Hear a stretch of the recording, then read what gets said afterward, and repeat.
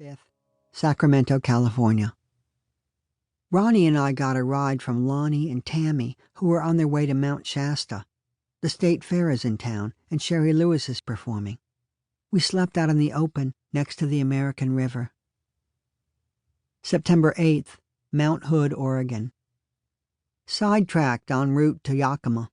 We met a couple named Pops and Jeannie who will pick us up at 6 tomorrow morning and take us to an orchard.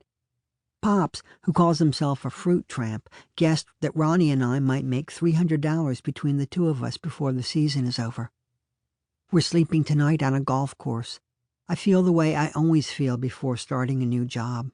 Nervous. September 11th, Odell, Oregon. I wonder how long 3 minutes is. My soft-boiled eggs are on the wood stove, tumbling in their little pan. It's Sunday, our day off, raining.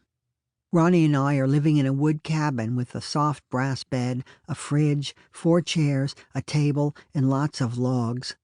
Sometimes a cat comes in and I feed him, her, hot dogs. My socks are drying, the floor needs sweeping, and the couple in the trailer next door are eating. This morning I saw the wife trudging to the outhouse in her bathrobe. We're working for a man named Norm. His friends call him Pee-wee. It's cold enough outside to see my breath. Acorns are falling on the roof. October 20th, Vancouver, British Columbia. After a hotel for $8.50 a night, Ronnie and I found an apartment that's $30 a week for the both of us. I worry about money, but when it's gone, it's gone. I smoked my first cigarette. It's embarrassing, but you do get a buzz off it. I did anyway, on Davie Street. October 25th. I now own a black jacket and a pair of brown, heavy wool trousers that come up past my navel and button at the ankle. Canadian Army pants? When it comes to clothes, all anyone has to say is, "That looks good," and I'll buy it. So I was walking down the street in my new uniform, very happy, when a guy looked me over and said to his friend, "Who's a faggot?" Then I was just an idiot with stupid clothes on. Ronnie and I leave tomorrow. I'll be glad to go. The dryers in Canada cost 10 cents for 15 minutes. October 26th, Everett, Washington.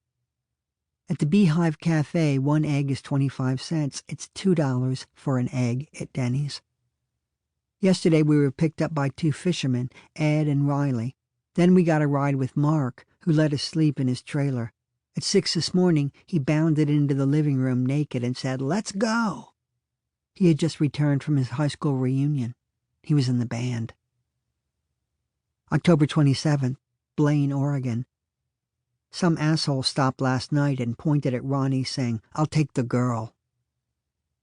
October 29th, Portland, Oregon. Ronnie and I are at the Broadway Hotel, a cheap and depressing place, scary. There is a real poor and a funky poor. This is the real kind. The lobby is full of dying old people, cripples, and a girl who ate hamburger after hamburger, pouring ketchup on every bite. Toilets are down the hall. Our carpet has vomit on it. We have a torn-up kitchen chair and a nasty bed. The second floor smells like donuts, but ours smells like puke and piss.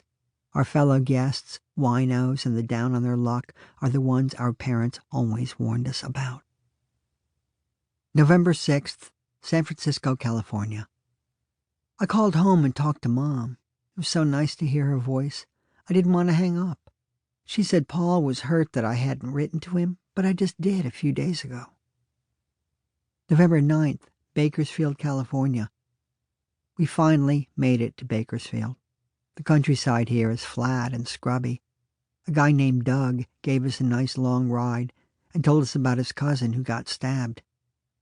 Last night, under the stars in a pasture in our sleeping bags, I poured my guts out and said things I was afraid to admit even to myself. And you know what? It felt good and not as hopeless as I thought. All that had been inside for so long. November 11th, Kingman, Arizona. Last night we crawled into the dry, sandy riverbed next to the Texaco station across the road from the Liberty Bell Lounge and slept. It is warm, and we are waiting for Al, the Apache guy who rescued us from the Hoover Dam. Ronnie and I were there for hours. At one point, a patrolman stopped.